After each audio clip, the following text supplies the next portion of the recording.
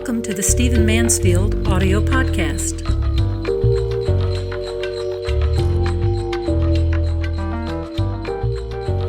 As you may know, from time to time, we take some time out on this podcast to answer questions about previous podcasts.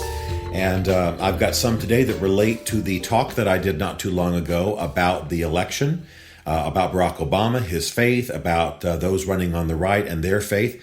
And so let me get right to those questions. One person has asked about a statement I made that Barack Obama's popularity ratings were hovering only slightly above those of George W. Bush. Obviously, that needs some qualification. Just after 9/11, for example, George W. Bush's popularity ratings were stellar. And he was, in the 70, 80% range. His father had reached actually the 90% range, which was historic. But I'm not speaking of those days. George W. Bush, by the end of his second term, had popularity ratings. They really should be called unpopularity ratings in the low 30s, in the low to mid 30s. Barack Obama is hovering in the low 40s right now. So what I mean, obviously, is that Barack Obama's popularity rating is hovering just slightly above George W. Bush's when he was at his most unpopular. And that's a real problem for a president with Barack Obama's possibilities, with his sense of promise, to be just after the midterm this low is a little unusual. Presidential parties, the parties of presidents, almost always suffer reversals at the midterm election. But Barack Obama's numbers are not only much lower, he took a serious shellacking, as he said, at the midterm, and that those low numbers are continuing. So this is going to continue to be an issue. One of the things I mentioned in that podcast was the whole question of Mormonism, and that Mitt Romney was a Mormon, is a Mormon, and that he would not win the votes of a lot of people on the right, particularly the religiously informed right, and that there had been a stat even in the previous presidential election that indicated that as much as 40% of the Republican base would not vote for a Mormon. And I assumed that people would know why, but some don't, and that's perfectly understandable. These things aren't taught in schools and so on for the most part. The bottom line is that what you might call a biblically oriented Christian, a Christian who gains his or her theology from a fairly plain text reading of the Bible, does not consider a Mormon to also be a Christian. I know this is confusing for people outside of the Christian fold, but the fact is that Mormons believe, for example, that in the early 1800s, God the Father and Jesus Christ appeared to Joseph Smith and said that all other religions have missed the boat. They are wrong. They are not correct or accurate to truth. And then Mormonism was revealed as a grand correction to the inaccuracies of every other form of Christianity. So you can imagine that most non-Mormon denominations of Christianity aren't going to accept that as being true, and they're going to see Mormonism as a cult. But there are other things. For Christians, the central issue of whether something is a cult or not is the issue of Jesus Christ.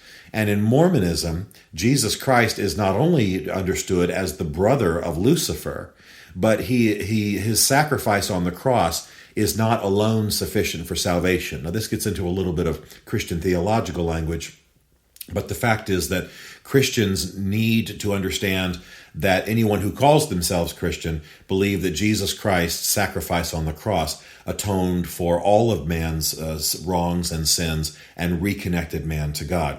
Mormons do not believe that. They believe that Jesus reintroduces man to God, and then man must engage in a system of works in order to be fully saved. That by definition makes them a cult.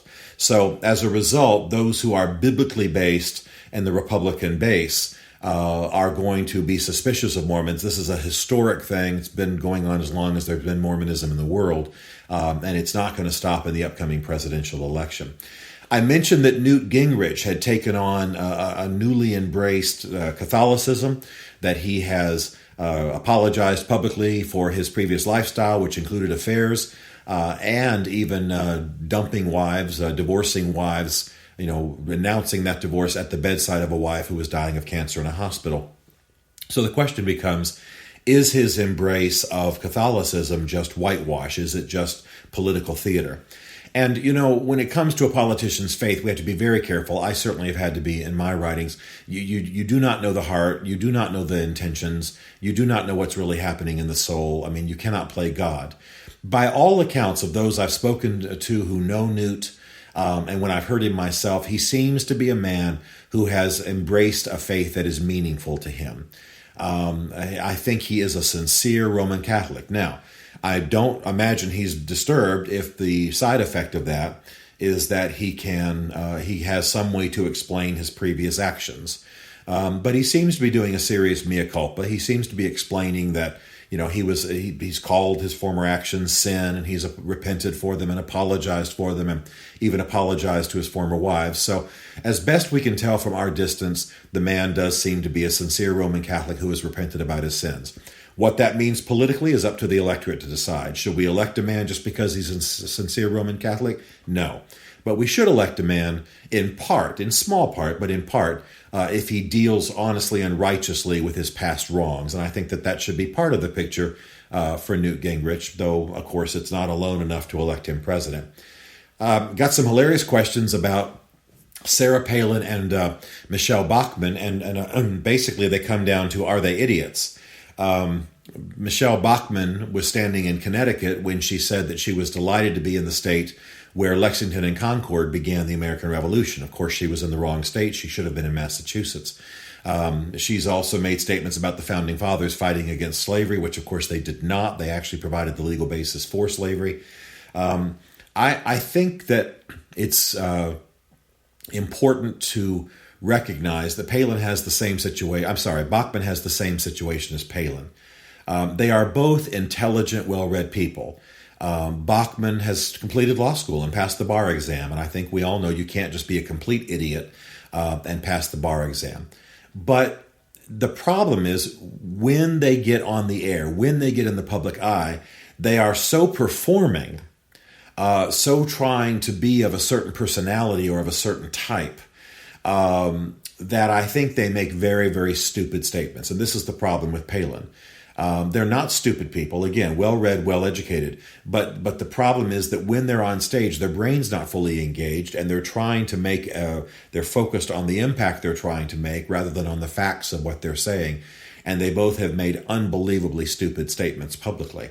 I don't think either one of them have a serious shot at the presidency. I'm now in question about whether Palin is even going to run, because I think she has so damaged herself by her public statements and her viciousness. It's pretty obvious Michelle Bachmann's going to run. She may just be she's young, so she may be running for future races. You know how you run progressively over several different presidential elections, and then finally you get enough clout to be able to win. I don't know what she's thinking. She doesn't have much of a shot. But I think that if she continues to make these outlandish statements about history and geography, and that it's going to outshine her, whatever political virtue she might bring to the race, and she's going to be in serious trouble. There's one more person we want to consider in this as far as silly statements are concerned, and that is Mike Huckabee.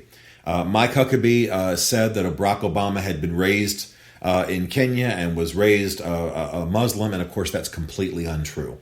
And I think that part of the problem is that we're seeing that these people do not have good staff work.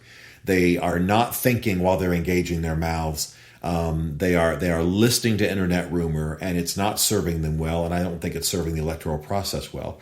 I want to close this by saying it's very, very important that we get off this issue of Barack Obama being a Muslim. Even if I was a consultant to Mike Huckabee, I would say don't bring this up again. The man was never a Muslim. He lived for 5 years in Indonesia when his stepfather took his family there. You cannot become a Muslim until you have entered at puberty and you make a confession of faith. There is no God but Allah, and Muhammad is his prophet. Barack Obama never did that. When he returned to the States when he was 12 years old, he either lived as an atheist or as a Christian for the rest of his life to this day. And so this is a silly, silly thing that is going to backfire, I think, on candidates who try to bring it up, particularly since Barack Obama is, I think, without question going to come to the race with a newfound embrace of his Christianity. So I recommend that all Republican candidates stay away from this issue, and I think it simply needs to go away.